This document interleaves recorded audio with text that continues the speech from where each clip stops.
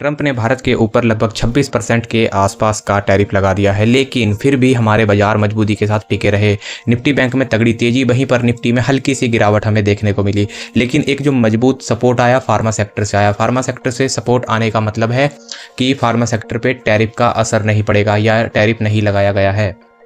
हम कुछ भी कह सकते हैं, लेकिन हमारे जो सेक्टर्स हैं काफ़ी मजबूत हैं। हाँ, थोड़ी सी फर्टिलाइज़र सेक्टर की तरफ हमें गिरावट देखने को मिली, साथ में हमें थोड़ा सा टेक्सटाइल सेक्टर की तरफ भी गिरावट देखने को मिली। आईटी का तो बुरा हाल हमें देखने को मिला। अगर हम यहाँ पे देखें तो 4.5% के आसपास आईटी सेक्टर गिरता हुआ नज़र आया।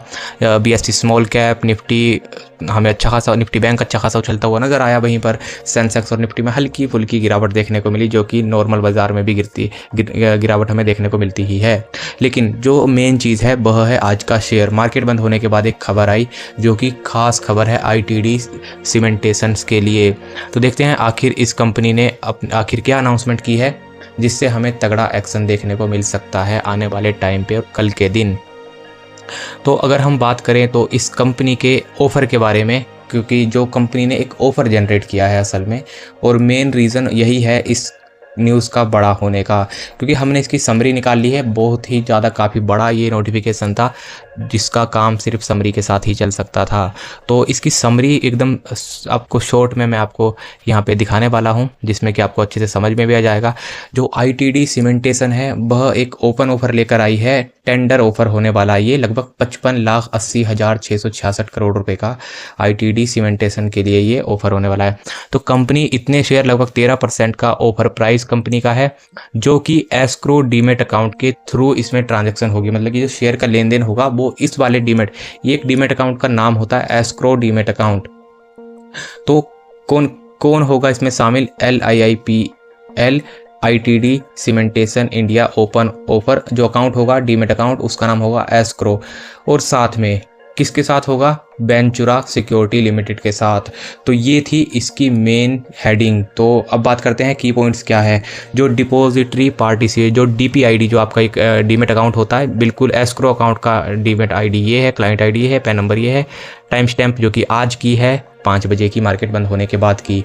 लेकिन जो की क्लैरिफिकेशन कंपनी ने दी है वह दी है कि जो भी पब्लिक का शेयर होल्डर होगा उसको हम डिस्क्लोज करेंगे, लेकिन जो कि मेन अंदर की कंपनीज होगी उन सबको डिस्क्लोज नहीं करेंगे। साथ में वैलिडिटी यहाँ पे लिखा हुआ है कि वैलिडिटी ऑफ वेरिफिकेशन डॉक्यूमेंट के हिसाब से ही होगा। साथ में validity tender, only validity tender and later of offer, मतलब कि LOF ही एक्सेप्ट किए जाएंगे इसके अंदर। और साथ में the final number of accepted shares may differ from the initially tenders. तो ये सब हमें इसमें बदलाव मतलब इसमें एक अनाउंसमेंट देखने को मिली है, जो कि हमें तगड़ा एक्शन दिखा सकती है, क्योंकि कंपनी ने शेयर इशू जारी किया, मतलब कंपनी का फंड आएगा तो अच्छी खासी रकम के हिसाब से ही आएगा, 12% कम नहीं होता। एक बार इसका चार्ट खोल के देख लेते हैं कि क्या है इस कंपनी के फाइनेंशियल्स। तो अगर हम देखें तो आप यहाँ पे देख सकते हैं 560 रुपये का कंपनी का शेयर ट्रेड कर रहा है। आप यहाँ पे देखेंगे लगभग 10,000 करोड़ का मार्केट कैपिटल रखने वाली अंडर वैल्यूड ये कंपनी सिर्फ 27 रुपये का। अगर किसी कंपनी का PE रेशियो 30 के आसपास या 20-25 के आसपास चलता है तो वह एक बढ़िया कंपनी इन्वेस्टमेंट के लिहाज से मानी जाती है। हाँ, ROCE ज़्यादा तगड़ा नहीं है, लेकिन ठीक है, ROE में हल्की सी गिरावट है, लेकिन फिर भी इसे हम अच्छा शेयर मान सकते हैं। अगर हम बात करें इसके चार्ट के ऊपर, तो हम अगर इसका चार्ट निकालें गूगल से,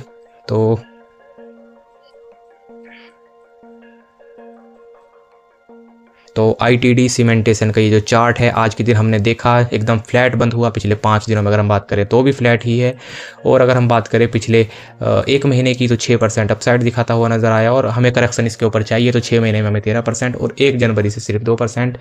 और अगर हम 1 साल से बात करें तो 63% की अपसाइड्स है, और 5 साल में तो आप देख ही रहे हैं। और अगर हम मैक्सिमम देखें तो 3000% यानी कि 30 गुना हमें ये शेयर उछलता हुआ नज़र आया है।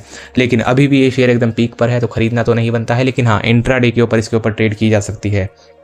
कोई भी शेयर जब मैं आपको बताता हूँ तो इंट्राडे के ऊपर ही आपको सजेस्ट करता हूँ और डिलीवरी के ऊपर करता हूँ। लेकिन पर्टिकुलर शेयर डिलीवरी के ऊपर बनता नहीं है, क्योंकि ये जो शेयर है ये सिर्फ हमें इंट्राडे के ऊपर ही अच्छा बनता हुआ नज़र आ रहा है। क्योंकि इतनी ऊपर से अगर ये शेयर यहाँ पर भी आ गया गलती से तो आपका पैसा हो जाएगा आधा, क्योंकि लाइफ हाई है। अगर हम पिछले 5 साल की भी बात करें तो यहाँ पे अगर गलती से आ गया 112 रुपये पे, लेकिन आएगा तो नहीं, क्योंकि 80% तो नहीं गिर जाएगा, क्योंकि तगड़ा शेयर है, तगड़ी कंपनी है। लेकिन हाँ, 590 से अगर 558 आ गया तो थोड़ा बहुत नीचे भी आ सकता है, अगर सपोज़ करो मार्केट में एक क्रैश आ जाए फिर से तगड़ा सा। तो इसलिए लॉन्ग टर्म के लिए तो नहीं बोलूँगा। हाँ, शेयर अच्छा है, बने रह सकते हैं, खरीदा जा सकता है, लेकिन बनना नहीं है, क्योंकि सिर्फ एक खबर है। तो खबर का एक्शन अगले दिन ही आपको देखने को मिलेगा, और कल के दिन 5% के हम टारगेट लेकर चलेंगे इसके ऊपर। 2% का लगाना है आपने स्टॉप लॉस, और 2% का स्टॉप लॉस आपने तब लगाना और तब खरीदना है जब ये 1% या उससे नीचे या नेगेटिव में ट्रेड करता हो आपको सुबह सुबह गिरावट के साथ अगर मार्केट खोले। तो अगर आपको किस्मत रही मिल गया, लेकिन 2-3% ऊपर होगा, खरीदने का कोई तुक नहीं बनता।